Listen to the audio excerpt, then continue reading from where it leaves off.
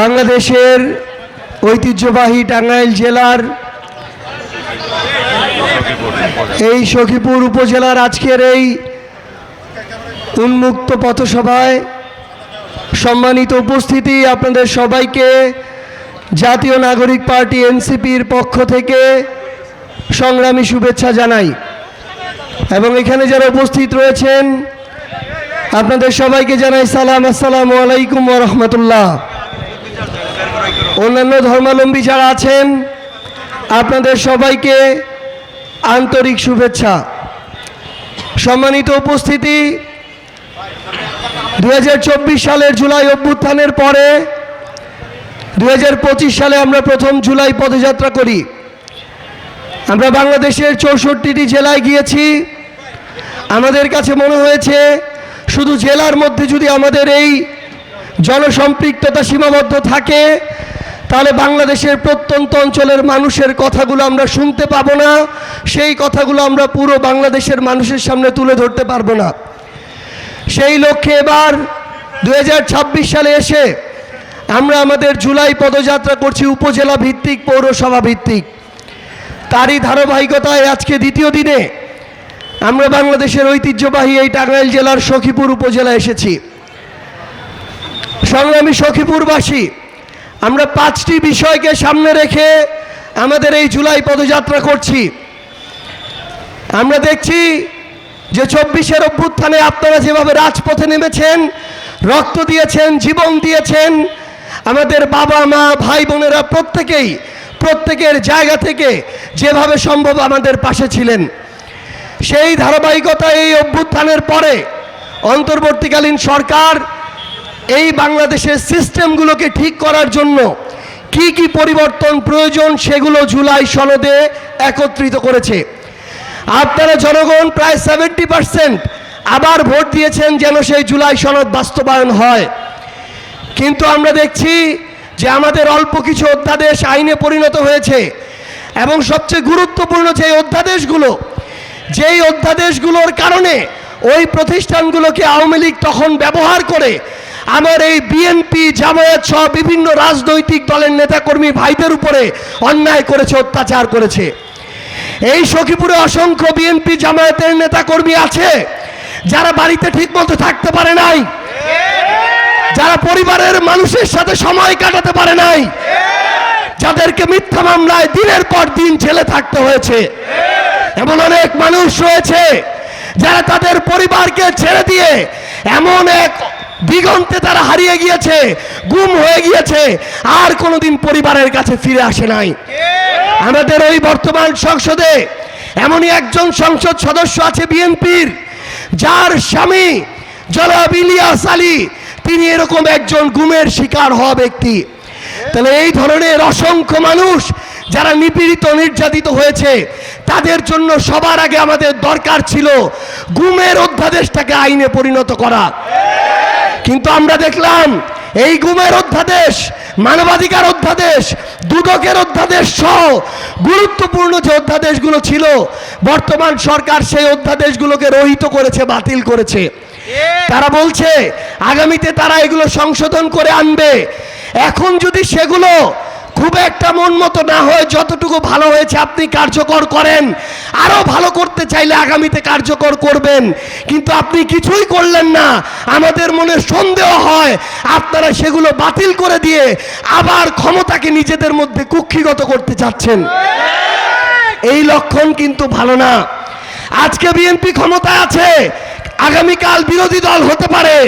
যেই দলই ক্ষমতায় আসুক, বিরোধী দল হোক, আমরা চাই সবার জন্য যেন এমন একটা সিস্টেম হয় যেই সিস্টেমে প্রত্যেকটা মানুষ তার জায়গা থেকে ন্যায় বিচার যেন পায়। আমরা আপনাদের কাছে দাবি নিয়ে এসেছি, আমাদের ওই গণভোটের রায়টা বাস্তবায়ন করে দিতে হবে।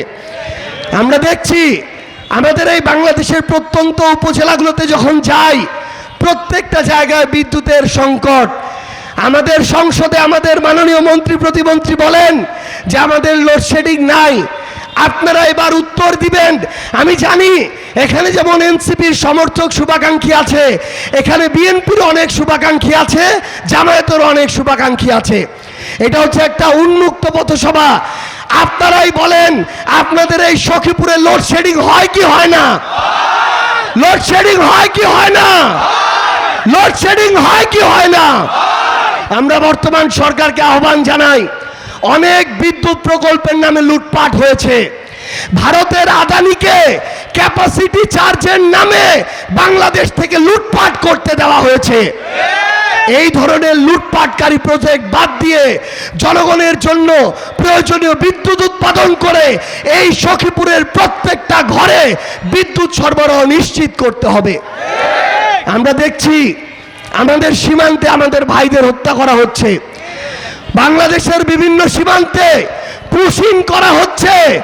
ওই ভারতের পশ্চিমবঙ্গের তথাকথিত মুখ্যমন্ত্রী, যাকে আমরা একটা প্রদেশের মুখ্যমন্ত্রী হওয়ার যোগ্য মনে করি না, তিনি প্রকাশ্যে ঘোষণা দিচ্ছেন যে এই কিছুদিনে বাংলাদেশে 10,000 পুশিং করা হয়ে গিয়েছে, আরও করার পরিকল্পনা আছে।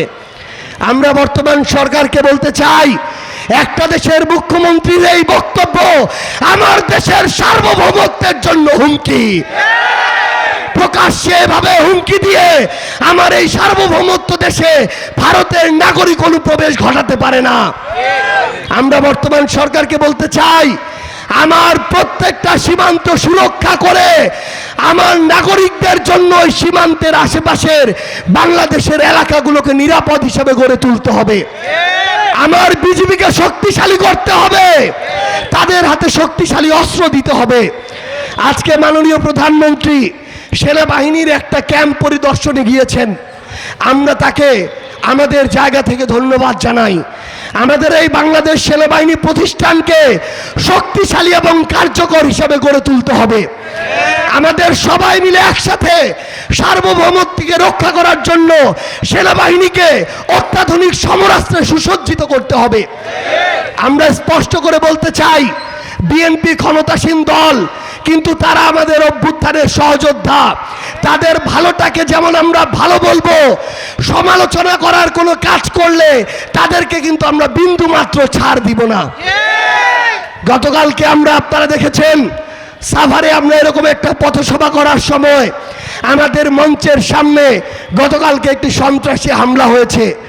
আমরা সরকারকে আহ্বান জানাই, এই সখীপুর টাঙ্গাইল থেকে শুরু করে পুরো বাংলাদেশে যারা স্বৈরাচারের দোসর ছিল, যারা আপনাদের নেতাকর্মীদের উপরে জুলুম করেছে, যারা বছরের পর বছর আমাদের আপসীর নেত্রী বেগম খালেদা জিয়াকে মিথ্যা মামলায় কারাগারে রেখেছে, ওই সন্ত্রাসীদের যেন কোনোভাবে আপনাদেরকেও প্রশ্রয় না দিতে পারে। প্রশাসনের কেউ যদি তাদেরকে সামনে পিছন থেকে সহযোগিতা করতে চায়, তাদের বিরুদ্ধেও আমাদের ঐক্যবদ্ধ হতে হবে। এখানে আমাদের প্রশাসনের অনেক ভাই আছেন, আমরা শুধু আপনাদের একটা বিষয় বলতে চাই, আমরা যেন দলের প্রশাসন না হয়ে যাই। দলের প্রশাসনের পরিণতি আগামীর বাংলাদেশে আরো খারাপ থেকে খারাপতর হবে। আমরা আহ্বান জানাই, বাংলাদেশ পুলিশ নামক যে প্রতিষ্ঠান, এই প্রতিষ্ঠান তাদের মর্যাদা কিন্তু জুলাই অভ্যুত্থানে অনেকটাই ক্ষুণ্ণ করেছে। তাদেরকে দলীয় স্বার্থে ব্যবহার করা হয়েছে। আমরা বিশ্বাস করতে চাই, আগামীতে আপনারা আপনাদের কাজের মধ্য দিয়ে আপনাদের সেই সুনাম ফিরিয়ে নিয়ে আসবেন ইনশাআল্লাহ। আমরা আপনাদেরকে আহ্বান করব, আমাদের এই বাংলাদেশটাকে যদি আমরা ঠিক রাখতে চাই, তাহলে ক্ষমতায় যেই দল থাক, আমরা যেই দলই করি না কেন, এখানে যদি কেউ চাঁদাবাজি করে তার বিরুদ্ধে কথা বলতে হবে। কেউ যদি লুটপাট করে তার বিরুদ্ধে কথা বলতে হবে। কেউ যদি ক্ষমতার অপব্যবহার করে তার বিরুদ্ধে কথা বলতে হবে। কেউ যদি খাল খননের প্রজেক্ট থেকে লুটপাট করার চেষ্টা করে সেখানেও কথা বলতে হবে। আপনি যদি অপরাধকে ছাড় দেন, তাহলে অপরাধী একদিন আপনার মাথায় উঠে নাচবে। কোন অপরাধীকে ছাড় দেওয়ার সুযোগ নাই। মনে রাখবেন, আপনি পুলিশে থাকেন, প্রশাসনে থাকেন, ব্যবসা করেন, রাজনীতি করেন, যদি খারাপ মানুষরা সামনের দিকে এগিয়ে যায়, নেতৃত্বে যায়, রাজনীতিতে নেতৃত্বের জায়গায় থাকে, আমি আপনি কেউ ভালো থাকবো না। এই জন্য খারাপের রাজনীতি বাদ দিয়ে, খারাপের নেতৃত্ব বাদ দিয়ে আমাদের ভালো নেতৃত্বকে সামনে এগিয়ে আনতে হবে।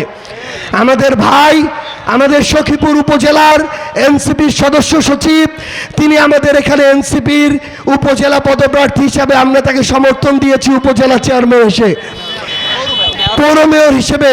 আমরা শুধু আপনাদের একটা কথা বলতে চাই যে আমরা আমাদের জায়গা থেকে সর্বোচ্চ চেষ্টা করব, আমরা সর্বোচ্চ চেষ্টা করব ইনসাফের জন্য লড়াই করার, আমরা সর্বোচ্চ চেষ্টা করব আপনাদের সাথে থাকার, কিন্তু আমাদের ঐক্যবদ্ধভাবে সকল ধরনের অপকর্মকে প্রতিহত করতে হবে ইনশাআল্লাহ।